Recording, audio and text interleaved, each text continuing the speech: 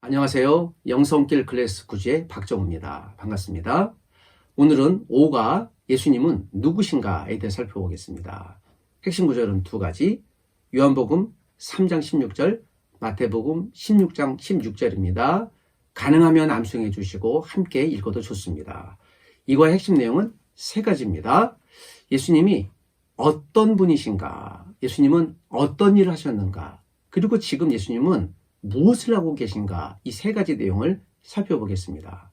마음문을 활짝 열면 내 인생에서 가장 존경하고 닮고 싶은 분은 누구입니까? 라는 질문을 함께 하면서요, 나는 지금 예수님을 어떻게 생각하고 또 닮고 싶은가에 관한 이야기도 함께 나눠주시면 연결 질문으로 유익할 것입니다. 마음의 씨앗을 뿌리며 예수님은 어떤 분입니까? 자, 이 부분은요, 예수님이 주민등록증과 같다라고 보시면 되겠습니다. 사람은 다 주민등록증이 있잖아요. 자, 예수님은 어떤 분이라고 생각하셨습니까? 라는 질문을 함께 해주시면서 예수님의 국적, 또 출생지, 성장지를 이 시간 살펴볼 것입니다. 유대 땅에서, 즉 이스라엘에 태어나셨고, 베들레헴에서 출생하셨고, 나사렛에서 성장하셨죠. 이것이 예수님의 주민등록증입니다. 자, 이것이 왜 중요할까요? 예수님은 사람이셨구나 라는 것을 알 수 있기 때문에 그렇죠. 예수님은 스스로를 나는 하나님이다, 또 하나님과 같다라고 얘기했어요. 그러므로 예수님은 하나님이시다, 신이다 라고 얘기할 수 있겠죠. 그리고 예수님과 함께 옆에 있었던 사람들이요, 예수님을 참 하나님의 아들이다 라고 얘기하셨어요. 자, 이 이야기가 중요한 것은 예수님은 스스로 하나님이라고 하셨으니 그게 진짜일까? 또 예수님 옆에 있는 분들이 예수님은 참 하나님의 아들이라고 하셨으니 이것이 진짜일까에 대한 부분들을 성경에서 이야기하는 분을 살펴볼 수 있을 것입니다. 무엇일까요? 예수님의 주민등록증을 살펴보면서 예수님은 참 인간이셨다라는 것과 참 하나님이라는 사실들을 예수님의 주민등록증을 통해 살펴볼 수 있을 것입니다. 예수님은 어떤 일을 했습니까? 6번에서 9번까지 질문인데요. 이것은 예수님의 이력서에 관한 부분들입니다. 다 경력서 다 있지 않습니까? 예수님은 어떤 일을 했습니까? 라는 걸 살펴보겠는데, 마태복음 4장 23절에 소위 예수님의 3대 사역이라고 합니다. 가르치고, 전파하고, 치유하신 사역. 그래서 우리 교회 성도들이 세 가지 사역을 주요하게 하시는 것이죠. 그리고 예수님이 십자가에서 나의 죄를 위해 죽으시고 다시 부활하셨습니다. 기억하십시오. 가르치고, 전파하고, 치유하신 세 가지 주요 사역과 십자가에서 죽고 부활하신 사역입니다. 그러면 예수님은 지금 무엇을 하고 계십니까? 사도행전 1장과 에베소서 1장이 말씀하고 계신데요. 예수님은 다시 부활하셔서 하늘나라로 승천하셨고 온 세상 만물을 다스리시고 교회의 머리가 되어주셨습니다.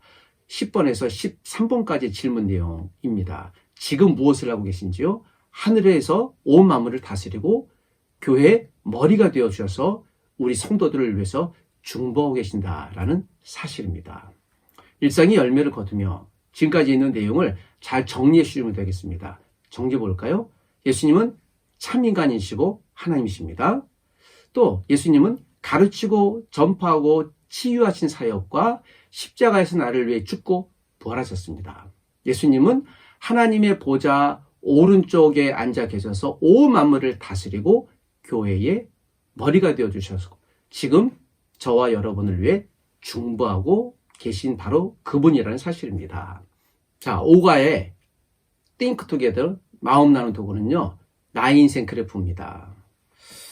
자, 여기서 보이실 텐데요. 나의 인생 그래프는 말 그대로 그래프로 보이죠. 지금껏 내가 태어났을 때부터 지금까지 인생에 관한 크고 작은 행복의 또는 그렇지 않은 경험을 이렇게 중요한 사건을 꼭지점을 만들어서 기록해 보는 것입니다. 저의 인생 그래프는 이렇습니다. 잘 보이시는지요?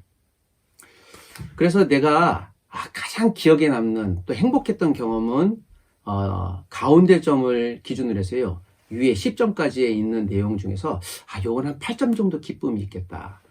또 반대로 나에게 좀 좌절된 경험이 있으면 밑으로 마이너스 10포인트에서요 한 몇 점 정도 되면 되겠다는 정도를 나타냅니다.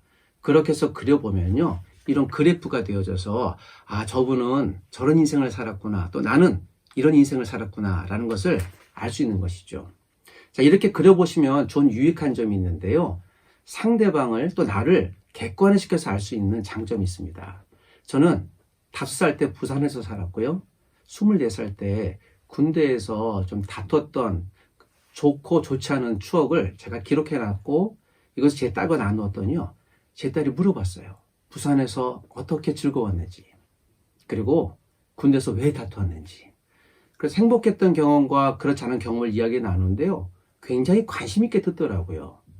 그러면서 제 딸도 자기의 인생, 좀 짧은 인생이지만 인생이 즐거웠던 것, 그렇지 않은 걸 나누면서 제 나름대로는 딸과의 관계가 더 깊어졌던 것을 보게 됩니다. 부모님들이 자녀와 또는 가족 간에 그리고 공동체 간에 직장에서도요. 이 툴을 사용하면 자기 개방 도구로 굉장히 훌륭하게 사용할 수 있을 것입니다. 네, 두 번째는 인생 7가지 질문입니다. 앞에 있는 2가지 툴을 다 사용하셔도 좋겠고요. 그 중에 한 가지만 사용하셔도 좋겠습니다. 7가지 질문을 나에게 가장 인생에서 소중하게 생각하는 것은 무엇인가부터 시작해서요. 지금까지 내 인생의 일대기를 영화로 만든다면 무슨 제목을 만들 것인가 질문을 하는 것인데요. 자, 스스로에 대한 질문이에요. 뭐 질문을 답 안 해도 좋고요. 내가 지금 어떤 생각을 하고 있는지 나눠보는 것이거든요. 자, 이렇게 해서 이 2가지 마음 나누는 도구를 사용하시면 상대방의 또 나의 이야기를 자연스럽게 나누면서 좋은 소통의 관계를 만들어 볼 수 있습니다. 꼭 사용해 보시길 원합니다. 자, 오늘은 5가 여기서 마치겠습니다.